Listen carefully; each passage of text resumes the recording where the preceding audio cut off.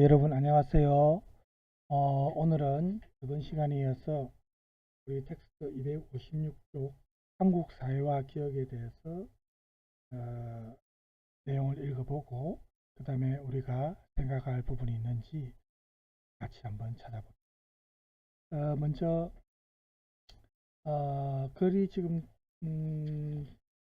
2편 정도 실려 있습니다. 여기 한홍구 씨의 평화의 눈길로 돌아본 한국 현대사라는 글이 있고, 그 다음에는 김동춘 씨의 전쟁과 사회, 여기에서 발췌한 글이 있는데, 먼저 첫 번째 한홍구 씨의 글 전쟁을 기념한 곳에 평화는 없다.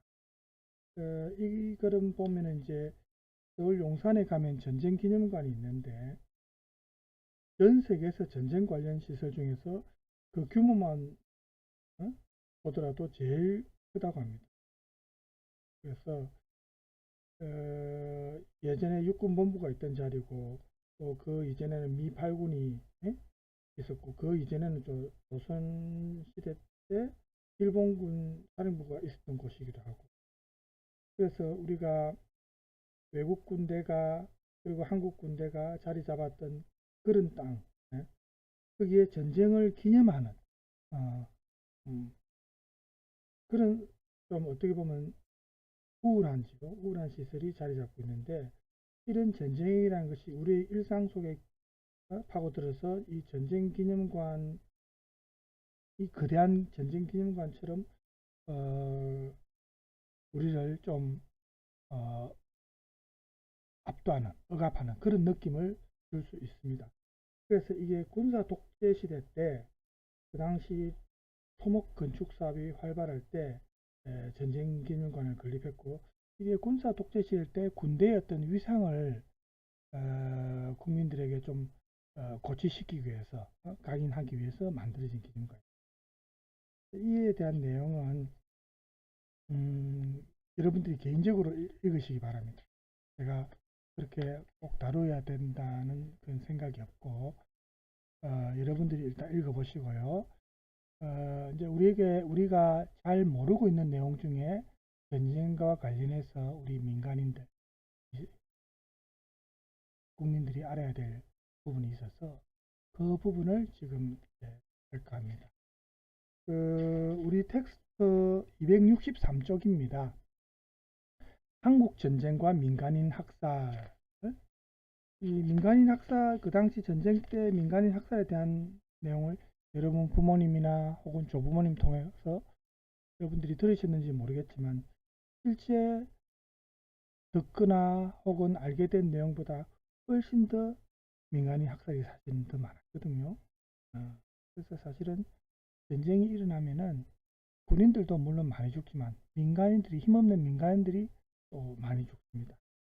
이 부분에 대해서 한국전쟁 당시에 자행되었던 민간인 학살이 사실은 많이 은폐되었기 때문에 이 부분에 대해서 우리가 한번 알아볼 필요가 있을 것 같습니다.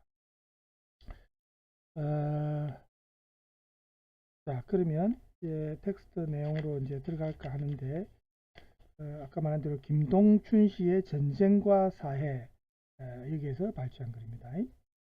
1980년에 뉴욕타임즈가 그 광주에서 공수부대가 시민에게 행사한 폭력과 학살을 목격한 그 당시 현지 기자들에게 이 글로서는 이루 담아 표현할 수 없는 그런 상황이라는 보고를 받았습니다.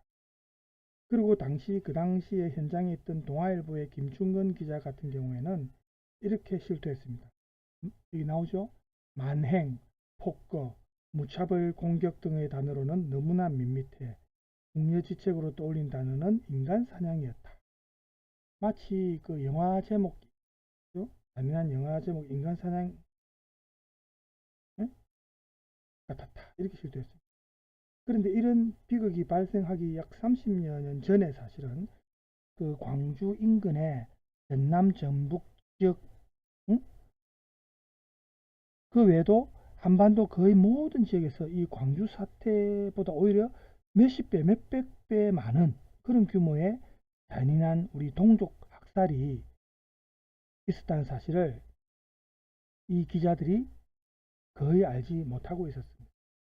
한국전쟁 당시에 남북한 국가 권력이 서로 방조하고 묵인하면서 그리고 자유세계를 지키려 왔다고 이렇게 선언한 미군들도 이 참혹한 인간사냥을 한 당사자입니다.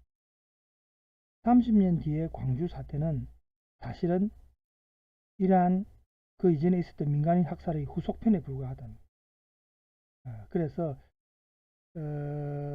1980년 당시 어느 누구도 이걸 기억 못했다는 겁니다. 뉴욕타임즈에서 이제 이 광주 학살 사태에 대해서 보고했었지만 그 이전에 사실은 훨씬 더 많고 인명 규모도 훨씬 더 큰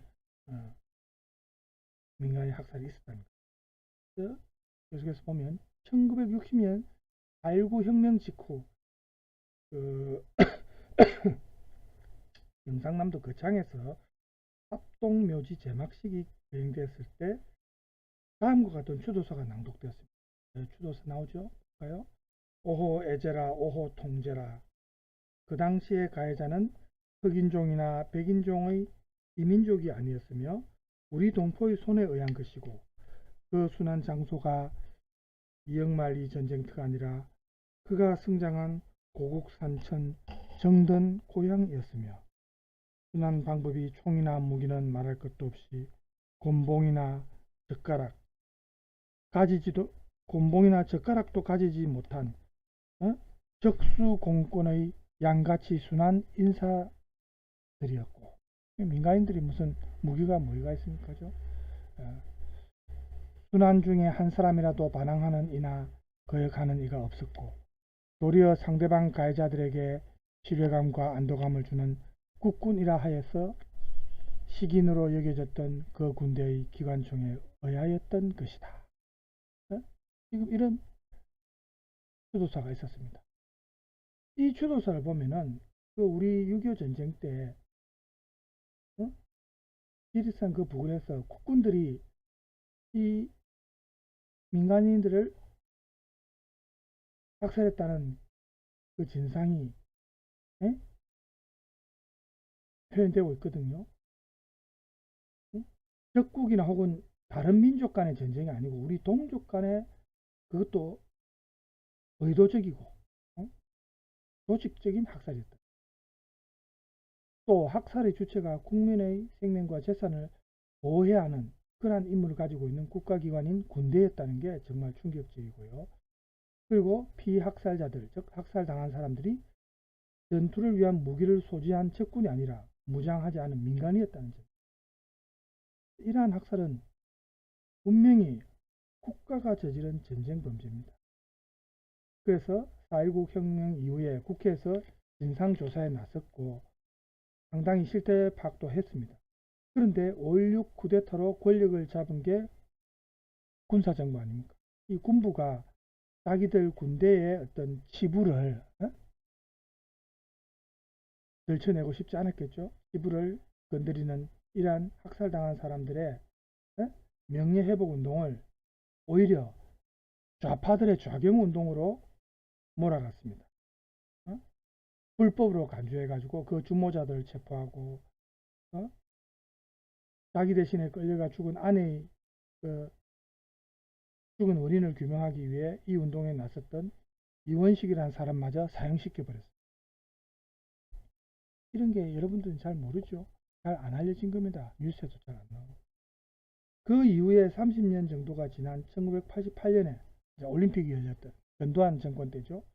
1988년 11월에 TV 화면을 통해서 광주 사태 관련 청문회가 보도되는 그날 TV에서 광주의 학살 현장을 생생하게 보여주었습니다. 그러자 38년 전 이와 비슷한 비극을 겪었던 경남 산청 지역에 또 학살당한 민간인들의 유족들이 그 유족들이 너나 할 것 없이 막 전부 얼마나 울었겠습니까?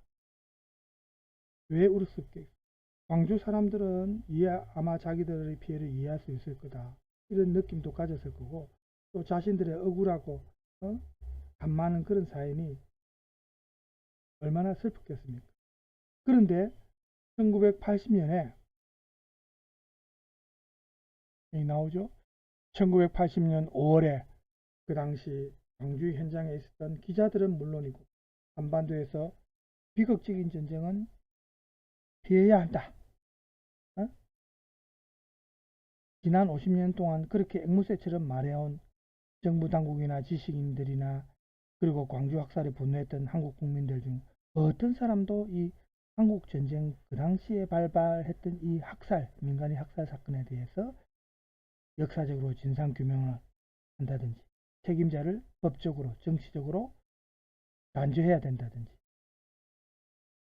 이런 게 제대로 이루어지지 않았기 때문에 30년 뒤에 다시 이런 광주 사태와 같은 인간 사냥이 재발한 것은 아닌가.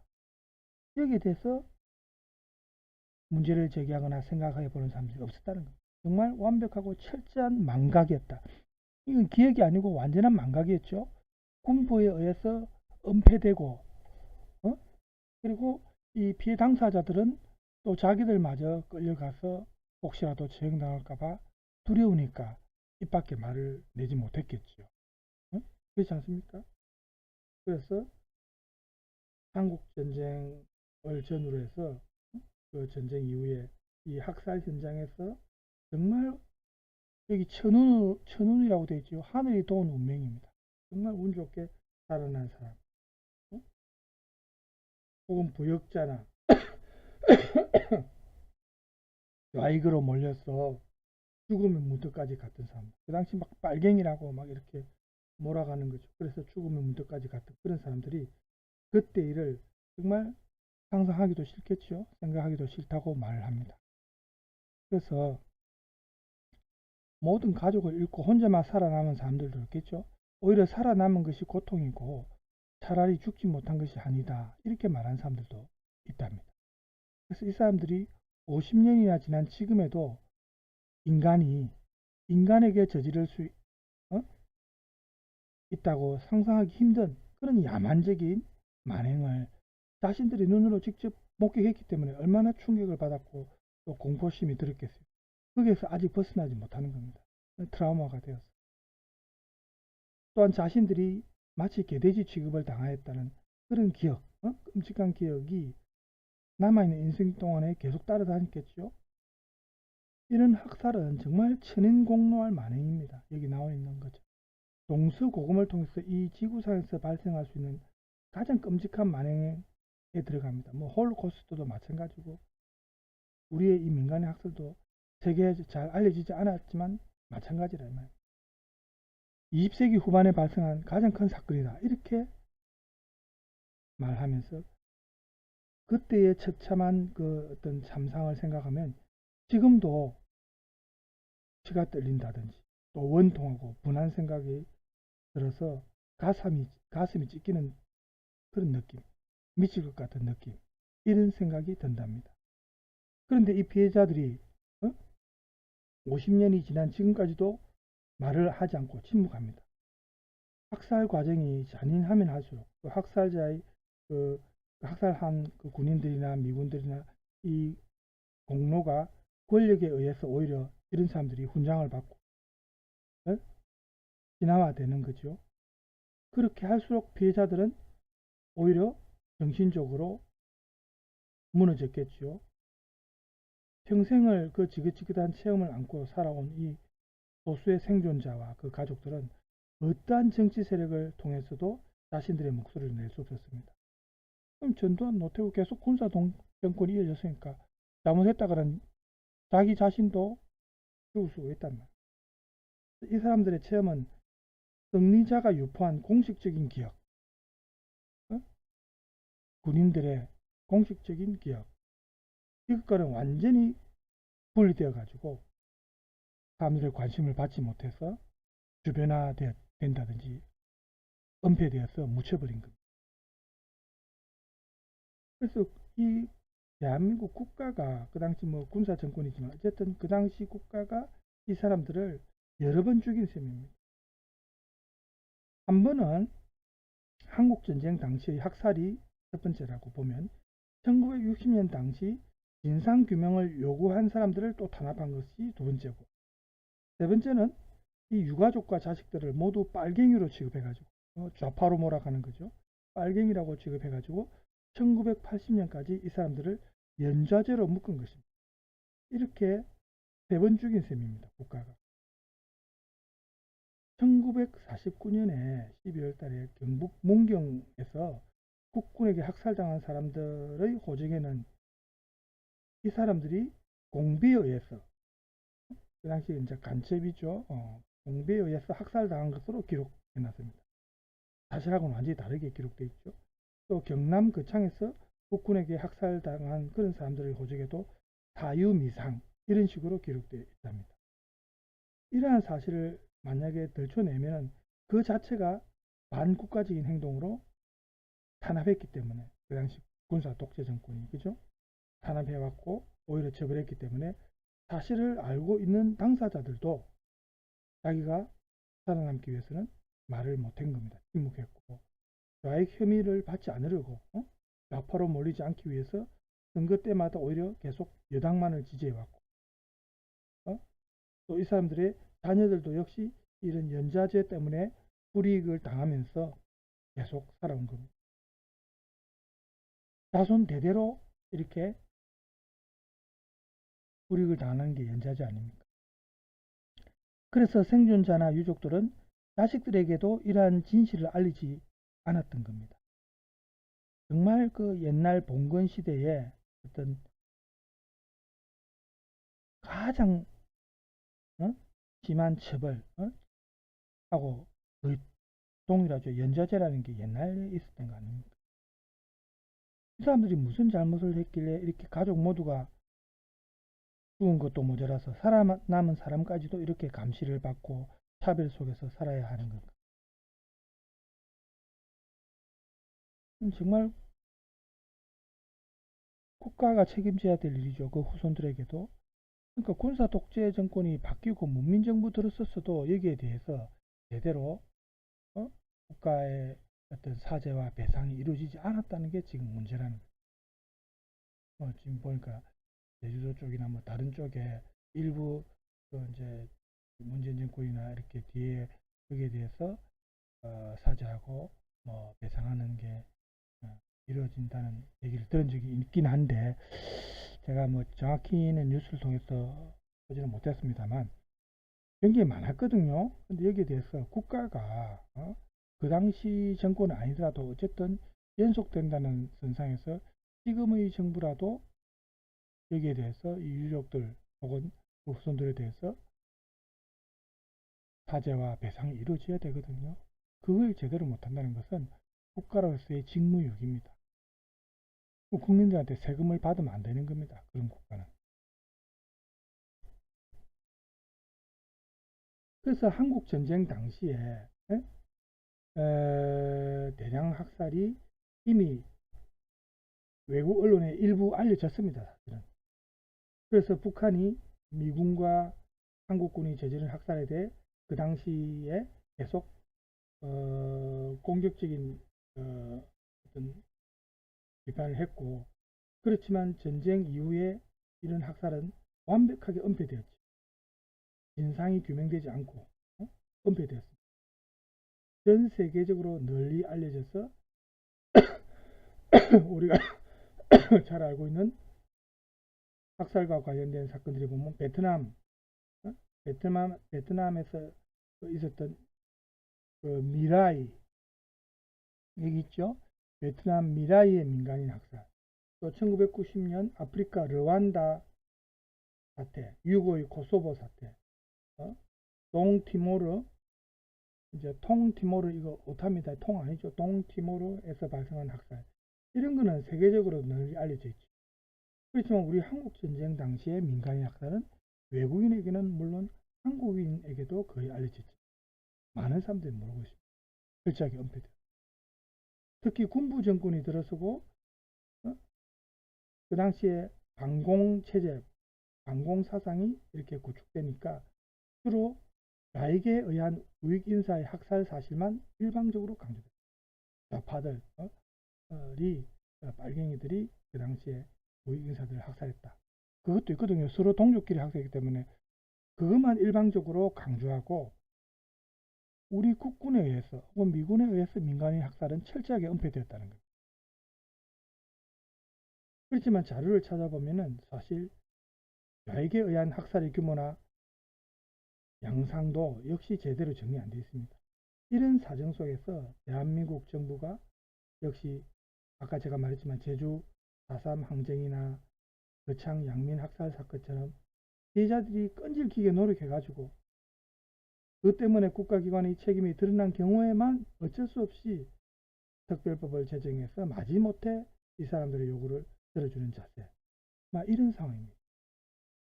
정부는 불순분자나 전쟁을 체험하지 못한 일부 전후 세력이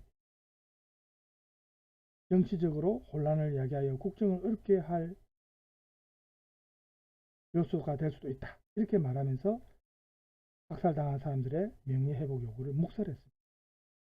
또 폭력 안보가 절실히 요구되는 이 시점에 국군의 신뢰를 해칠 수 있는 우려가 있다. 그래서 희생자와 전 국민이 애석한 일이나 평화가 정착된 후에 조치하는 것이 좋을 것으로 판단된다. 이런 입장만, 공식적인 이런 입장만 되풀이입니다. 중앙의 또 주요 언론들도 역시 마찬가지입니다. 이 문제에 대해서 철저히 침묵했습니다. 한국전쟁을 이렇게 연구하는 많은 학자들도 이 문제를 언급을 별로 안 했어요. 전부 문제지요. 언론도 그렇고 학자들도 그렇고 일부 기자와 작가들이 그 사명감에 의해 약간의 사실을 발굴을 했지만 최근 들어서는 학계에서도 약간의 관심을 기울이기도 합니다만은 아직까지 여기에 대해서 철저한 연구라든지 조사가 이루어지죠. 그래서 사실상 한국전쟁 당시에 발생한 대량 학살만큼 이렇게 한국전쟁의 어떤 특징이나 그 과정 그리고 한국전쟁의 어떤 의미와 결과를 잘 보여주는 사실은 없거든요.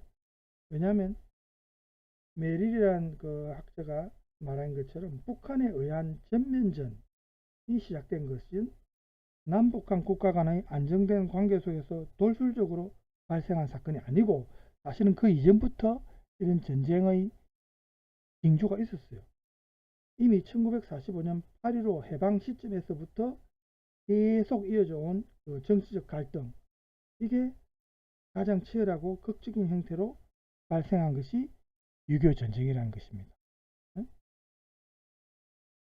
메릴이 이제 그걸 주장했죠. 그래서 메릴이 강조했듯이 그 당시에 보면은 이제 지주와 소작인 간의 갈등이라든지 노동쟁이라든지 또 아주 심했던 좌우 대립, 좌파 우파의 대립, 또 토벌을 명분으로 한 군인이나 경찰의 민간인 학살, 좌익과 우익 간의 상호 보복, 서로 간의 어떤 피해의 보복, 이런 과정에서 10만 명 정도가 이미 6.25가 발생하기 이전에 살해되었답니다. 민간인 10만 명이라면 엄청난 규모 아닙니까? 그리고 6.25 이전부터 이렇게 많은 투쟁이 있었는데 학살이 빈번하게 일어났던 지역의 사람들에게 한국전쟁은 사실은 이미 1948년 말부터 시작된 것으로 그렇게 기억되고 있습니다. 6.25 전쟁 이전에 벌써 이런 조짐이 있었어요. 이런 게 누적되어 있다가, 감정이 누적되어 있다가 이제 전쟁으로 발발한 거죠.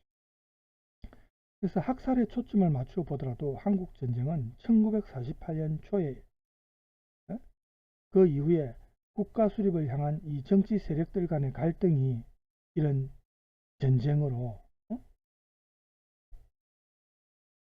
발생한 겁니다. 나가서 국제전쟁으로 비화된 겁니다. 그게 20세기의 대표적 전쟁 중에 하나인 이 6.25 전쟁이죠.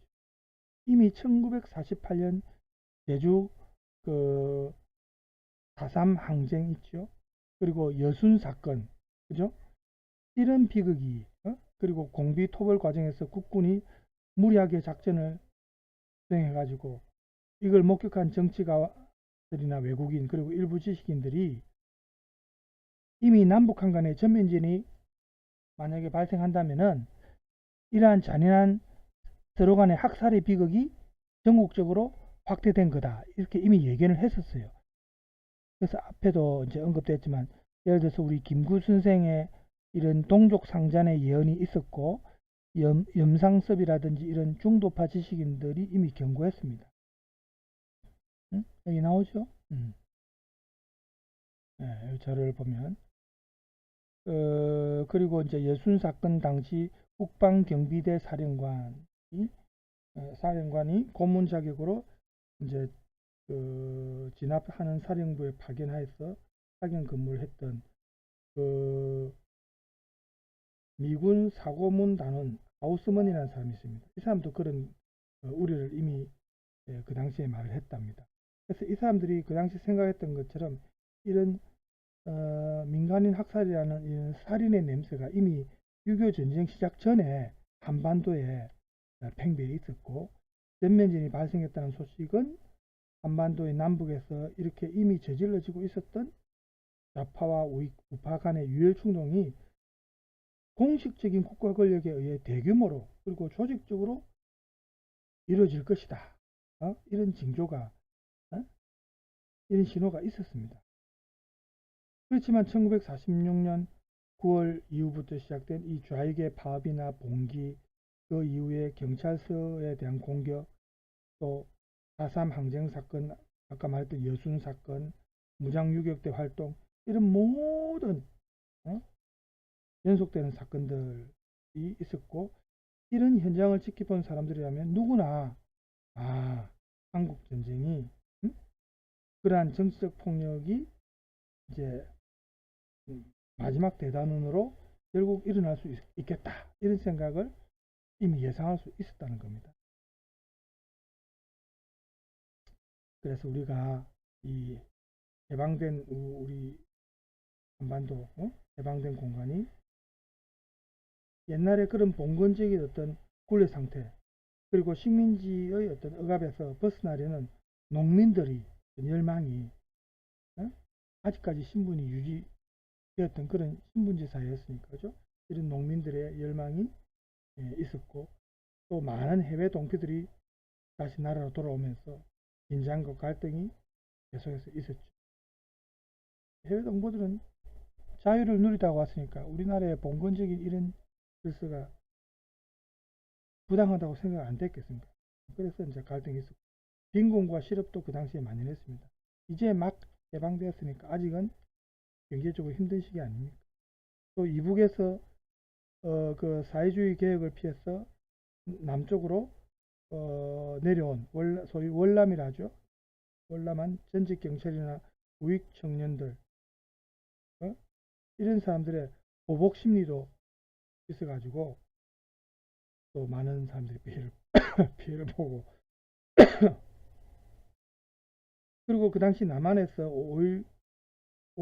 50 홍선거가 있었고, 단독 정부 수립 과정에서 정치적인 폭력이 많았거든요. 제주 4.3 항쟁 사건도 그렇고, 아까 말했던 여순 사건이나 남북한 양정부 간에 서로 보전적인 그런 어떤 감정이 팽배해 있었습니다. 이런 걸 우리가 냉정하게 이성적으로 그 당시의 상황을 추적해 보면은 이미 6.25라는 전면전이 발생할 것이라는 것을 충분히 예상할 수 있습니다.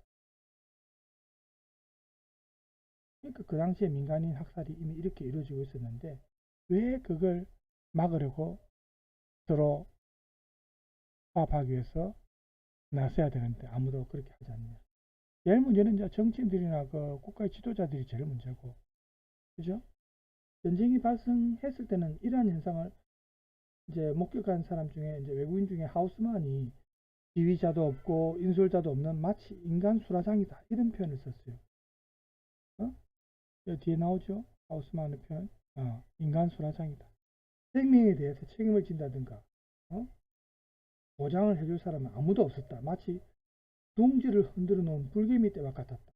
그 당시 상황을 이렇게 말했습니다. 표현을. 그런데 이렇게 한국전쟁과 관련된 지금까지 이렇게 나온 연구들이 이렇게 보면은 이러한 학살의 진실을 캐기 위한 노력이 거의 없습니다. 오직 그 전쟁이 발발하게 된 국내 혹은 국외의 어떤 배경이나 전쟁의 발발 원인 이런 것만 주로 연구하고 마치 그런 것이 과학적이고 실증적인 연구처럼 그렇게 한 겁니다. 민간인 학살에 대한 연구가 사실 더 중요하죠.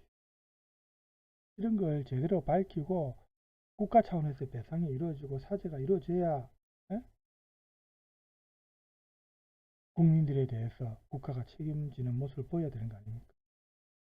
그래서 앞서 이제 언급됐지만 이 학살이라는 관점에서 보면 우리 한국 전쟁은 이미 1950년 6.25 이전에 시작되어서 전쟁이 발발한 것을 계기로 오히려 극적으로 더 발전되어가 절정에 이르렀다. 이렇게 이제 생각할 수 있는 거고. 하지만 지금까지는 보면 경찰이나 또 우익 인사나 또 그 가족에 대한 좌익 쪽에서의 학살이나 이런 것만 주로 거론됩니다. 그래서 한국 전쟁의 성격을 일방적으로 해석하도록 편협한 관점에서 해석하도록 만드는 거죠. 전쟁의 최대 피해자가 결국 민간인 학살인데 이 민간인 학살에 대한 연구가 거의 없다는 겁니다. 우리 민족 입장에서 바라본 이 한국 전쟁에 관한 연구가 아직 너무 미흡하다는 겁니다. 거의 없다는 겁니다. 그렇지만 이 6.25라는 신화가 흔들리고 있는 것을 두려워하는 한국의 국가기관, 정치 권력, 그리고 또 주요 언론, 뭐 조중동 이런 보수 매체들은 역사가 오래됐으니까 그 당시에 다 주요 언론들이죠. 이런 언론들이 이러한 문제에 대해서 공식 논평도 하지 않고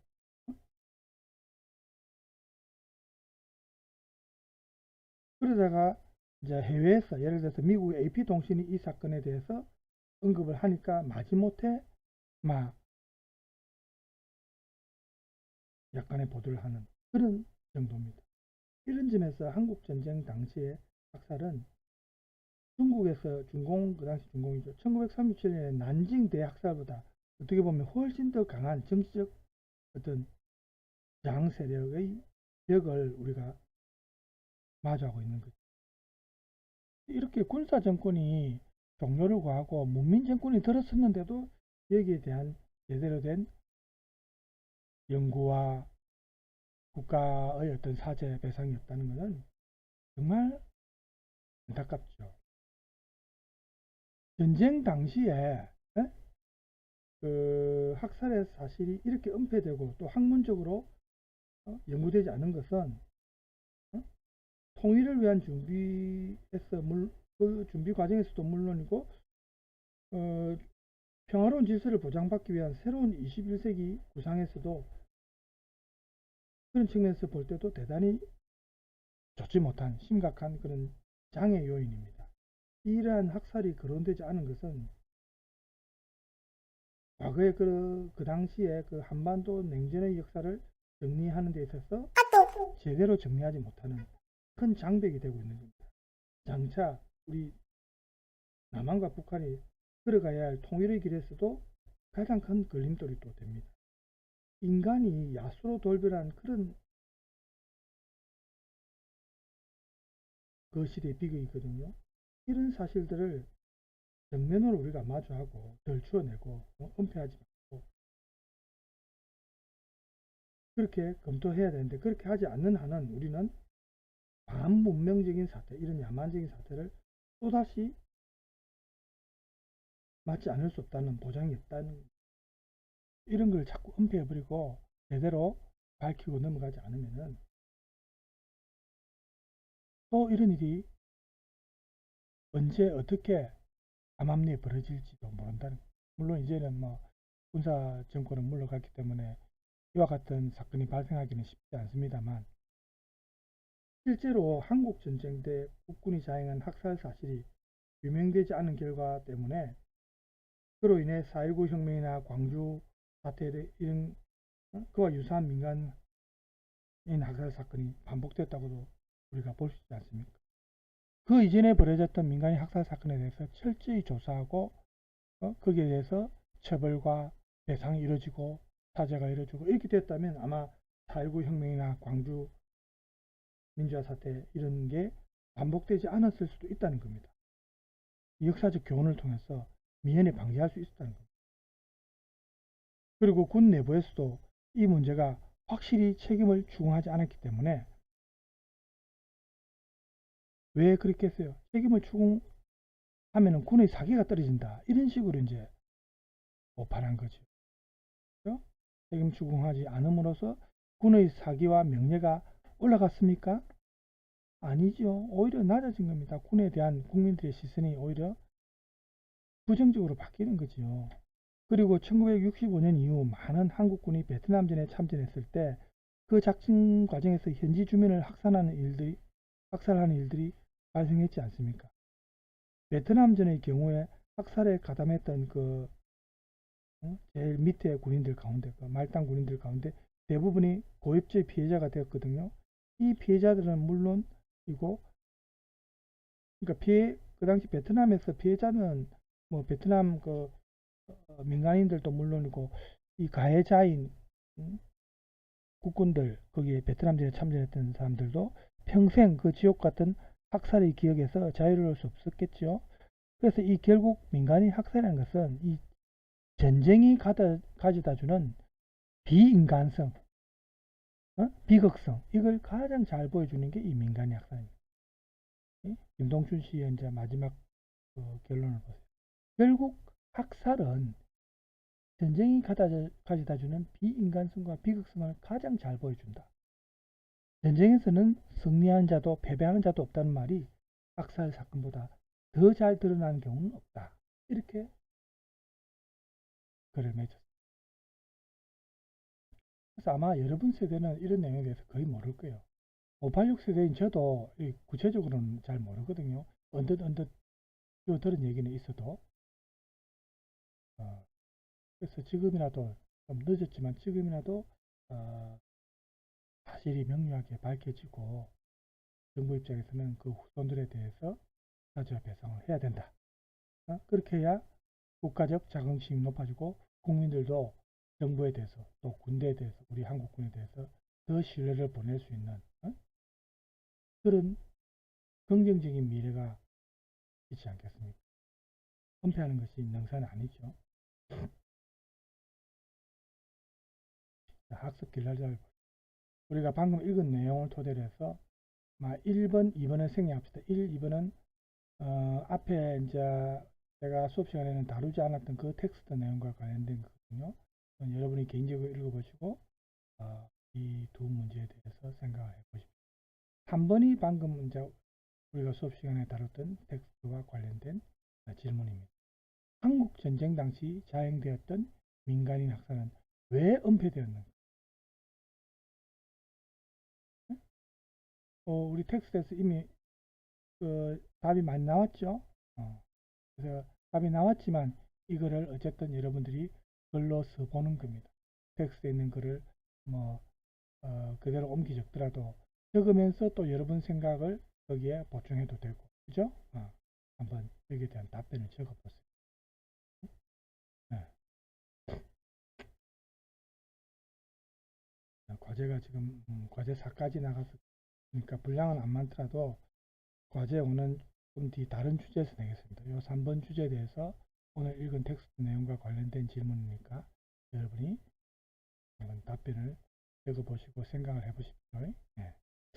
자, 지금 시간이 어찌 되는지 모르겠어요. 38분인데 제가 이제 글쓰기에 관련해서 유시민 씨가 서울대에서 강연한 내용이 있어서 준비를 했습니다. 이게 이제 굉장히 몇 부로 나누어져서 있는데 오늘은 그 중에서 서울대 특강 1부, 2부 1부만 들을까요? 3분짜리인데 일단 1부만 듣겠습니다. 에 와서 이렇게 학생들을 만나게 돼서 아주 반갑습니다. 개인적으로도 참 오랜만에 학교에 오니까 소회가 여러 가지가 들긴 합니다.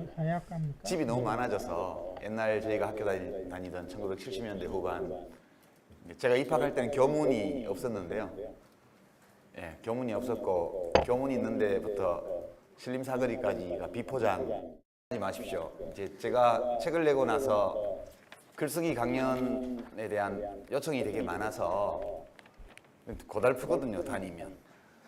그래서 어디 한 군데 할 때 찍어가지고 유튜브에 올리자, 무료 콘텐츠로. 그러면 이제 그거 보면 되지 않냐. 이제 그렇게 생각하고 오늘 이거 지미집이라고 그러는데요. 저 방송 전문 용어로 이렇게 쫙 이렇게 잡기도 하고 이러는 겁니다. 너무 신경 쓰지 마시고 그냥 강연에만 집중해 주시면 될 것 같습니다. 교수님 성함이 박정희 교수님이시던데요. 감사합니다. 제가 정치하던 시절에 이제 학생회 초대로 와서 정치 강연한 이후로 처음으로 이제 모교에 와서 글쓰기 강연을 하게 돼서 제가 학교 다닐 때 이런 강연이 있었더라면 좋았을 거다 그런 생각을 좀 합니다. 왜냐하면 사실 제가 78년도에 입학해서 91년도에 졸업했는데요. 9월 달에 14년 정도 다녔는데 다니긴 8학기 다녔습니다. 13년에 걸쳐서 졸업할 때 졸업 논문을 썼죠. 학부 졸업 논문을. 물론 짜집기 했습니다. 논문이라는 걸 써본 적이 없어가지고요. 논문을 어떻게 쓰는지 최소한 형식에 대한 지도조차 받은 적이 없어서 테마를 어떻게 정하고 그 테마를 잡았으면 자료를 어떻게 구해가지고 그 자료들을 어떻게 처리하고 그래서 글을 어떻게 쓰는지에 대해서 전혀 아는 바가 없었기 때문에 그때 이미 제가 글 쓰는 직업을 가지고 있었음에도 불구하고 논문은 대충 짜집기, 그때는 인터넷은 없어가지고요 그냥 도서관에서 자료를 찾아서 거기서 짜집기를 했죠. 짜집기 했는지를 알기가 되게 어려웠어요. 그때는. 지금은 검색 엔진까지 있다고 그러더라고요. 그래서 오늘 제가 드리는 이제 여러 가지 말씀이 여러분들한테 큰 도움은 안 될 거예요. 그러나 앞으로 지식을 다루는 사람으로서 살아가다 이 촉매제 정도가 제가 한 1시간 정도 말씀드리고요. 나머지 1시간 제가 할 수 있는 얘기는 이미 다 해놓은 상태예요. 그 글쓰기 특강이라는 책이 벌써 2달도 넘게 전에 이제 시중에 나와 있고요. 다음 주에는 이제 논술 특강이라고 해서 또 한 권이 나올 거예요. 관심 있는 분들은 이 책을 또 그리고 다음 뉴스 펀딩 페이지에 그 지역아동센터 동네 공부방 여기 책 기증하는 거 겸해서 매주 한 차례씩 상담하고 있는데요. 지금 벌써 10번 올렸거든요. 그래서 글쓰기 특강, 논술 특강, 고민상담소 이렇게 3부작으로 해가지고 이미 그 본서, 본편, 별책 부록 그리고 핸드북까지 이렇게 다 나가 있는 형편이에요. 그거 읽으면 되지. 여기 외우셨나요? 이렇게 물어보면 어떤 분이 그렇게 설명하시더라고요. 좋아하는 가수가 있으면 콘서트에 간대요. CD 들어도 되는데. 그거랑 비슷하다 이렇게 말씀하는 분도 계시던데 콘서트 가면 가수들이 CD하고 똑같이 부르지를 않아요. 그죠? 똑같이 부르면 결례죠. 그래서 오늘 제 강의도 약간은 나와 있는 책이라든가 이제 올라 있는 글과는 조금 다른 이야기들 좀 편곡을 좀 해서 불러야죠. 그래야지 콘서트에 오신 분들이 보람이 나죠. 그렇게 말씀드리고요. 이제 제 소개는 했으니까 이제 여러분 소개를 할 차례예요. 제가 여러분이 누군지 알아야 좀 혹시 대학원생도 있으신가요? 손 한번 들어보시죠. 여러분들 중에요. 이제 그냥 넓게 문과, 이과 이렇게 입학할 때 그 기준으로 문과 한번 손 들어보시죠. 그 다음에 입학할 때 대학에 논술 시험을 않습니다. 그죠? 그렇지만 논문은 다 쓰셔야 되죠. 여기는 공부하는 곳이고 여러분들은 공부하는 사람들이니까 제가 다른데 이제 그냥 시민단체라든가 또는 일반 시민들을 위한 글쓰기 강연 때와는 조금 다른 내용으로 오늘 해보려고 합니다. 다만 찍어서 유튜브에 올릴 거기 때문에 완전히 동떨어진 얘기는 할 수가 없어요. 그래서 여러분들한테 눈높이를 맞추되 일반 시민들이 이 영상을 보고 혹은 뭐 다른 대학생들, 대학원생들이 볼 수도 있으니까요. 자기가 업무에 필요한 글을 쓰거나 또는 뭐 취업이나 진학을 위한 글이나 또는 생활글을 쓸 때 참고될 수 있는 내용으로 그렇게 한번 여러분은 글쓰기를 이제 생활의 일부로 하고 있기 때문에 이제 이거 왜 하나, 이거 뭐지라는 생각을 안 해보셨을 수도 있는데요. 이제 많은 분들이 저한테 물어보세요. 글쓰기가 당신에게 무엇입니까? 이렇게 물어봐요. 제 대답은 글쓰기는 나를 표현하는 방법입니다. 저는 그렇게 이야기를 합니다. 또한 저희 생계수단이기도 하죠. 생계수단이기도 하지만 또한 나를 표현하는 일이에요. 여러분도 그러실 겁니다. 공부하는 사람으로서 글을 쓴다는 것은 일일 거예요. 일, 업무, 학업.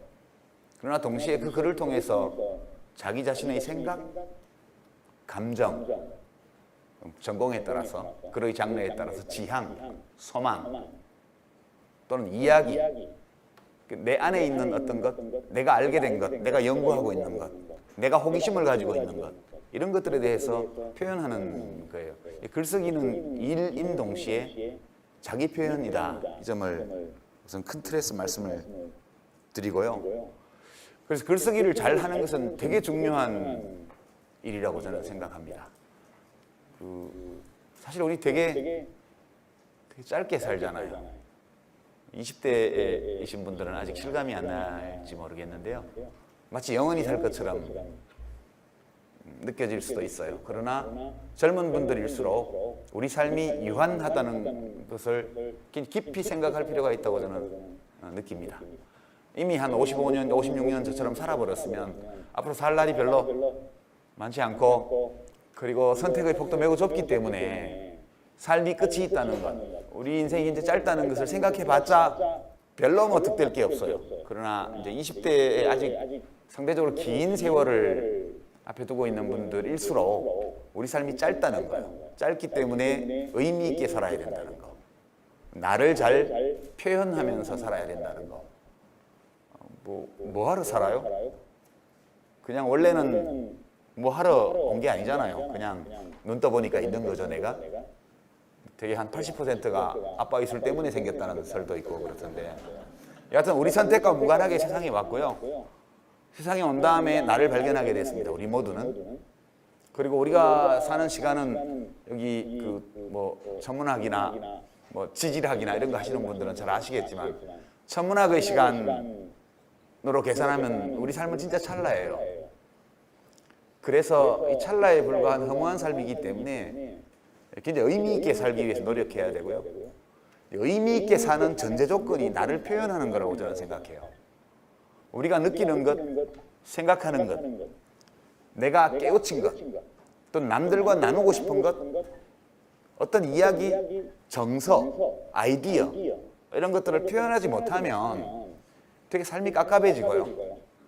우울해지고요. 그리고 의미를 느끼기 어렵게 돼요. 기쁨을 느끼기 어렵고요. 그래서 우리가 짧은 인생을 살다 가는 거기 때문에 최대한 뚜렷한 의미를 느끼고 기쁘게 살아가야 좋은 인생이에요. 그래서 죽을 때 며칠 생각할 시간이 있으면, 최선의 삶은 아니었어. 혹은 최선의 삶은 아니었을지 몰라. 그러나 이것도 하나의 인생이었어. 라고 스스로 느낄 수 있어야 그 삶이 따옴표 치고 성공적인 삶. 따옴표입니다. 성공이란 말 제가 별로 안 좋아했어요. 의미 있는 삶이 되겠죠. 자기 자신에게 만족스러운 삶이 될 거라고 생각합니다. 이제 우리가 나를 표현한 방법은 되게 여러 가지가 있죠. 그 글쓰기는 그 중에 하나입니다. 사람마다 달라요.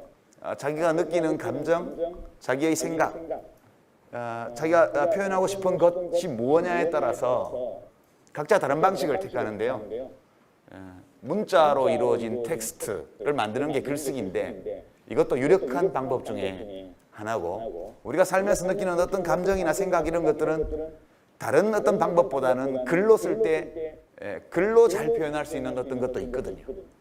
그래서 글을 잘 쓴다는 것은 단지 처세에 편리한, 뭐 직장에서 인정받고 뭐 논문 심사를 원활하게 통과하고 이런 실용적인 목적뿐만 아니라 결국 글 쓰는 행위를 통해서 내가 나를 표현하는 것, 그것이 나에게 만족스럽게 다가오게 하기 위한 조건이거든요. 여러분들이 글쓰기에 좀 더 많은 시간을 투자해도 아깝지 않은 일이라고 저는 생각을 합니다.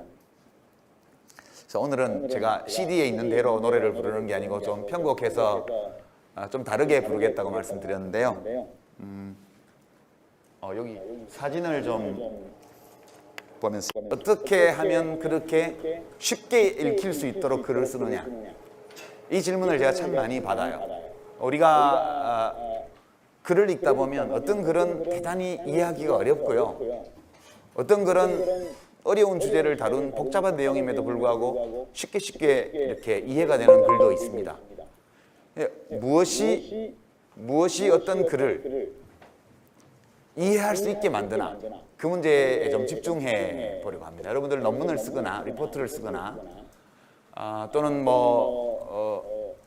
스누라이프인가요? 여기 이제 뭐 이렇게 커뮤니티 거기에 나 이런 일 있어요 하고 글을 올리거나, 학교 운영이 왜 이따위에요 이렇게 건의서를 올리거나, 이럴 때에도 사람들이 읽어보고 무슨 말인지 확실히 알아야 되잖아요. 그래서 나를 표현하는데 글로 나를 표현한 것이 다른 사람에게 전달이 잘 돼야 돼요. 근데 우리가 글 쓸 때 보면 그게 되게 쉽지 않은 과제입니다. 어떤 글이 왜 독자에게 쉽게 다가서는가, 그게 이제 오늘의 중심 테마예요. 다른 얘기도 하겠지만 그걸 하기 위해서 이제 오늘은 콘텍스트에 대한 얘기를 좀 하려고 해요. 콘텍스트에 대한 얘기를 한다고 했죠. 자, 지금 시간이 어찌 되는지 모르겠네요. 한번 봅시다.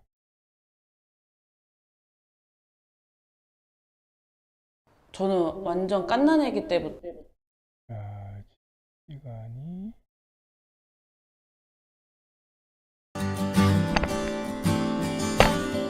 문자로 써진 글을 텍스트라고 얘기하는데요. 문자로 써진 어떤 메시지. 근데 텍스트는 글만 있는 게 아니죠. 자, 지금 51분이고 해서 유시민 씨의 특강 1분만 오늘 보고 마칩시다. 왜냐하면 50분 넘어서 너무 오래 하면 또 여러분 집중이 떨어지니까, 그죠?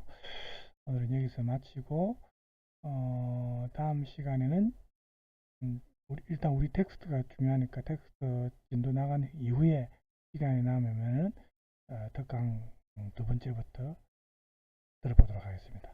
자, 여러분 오늘 수고 많았습니다. 네.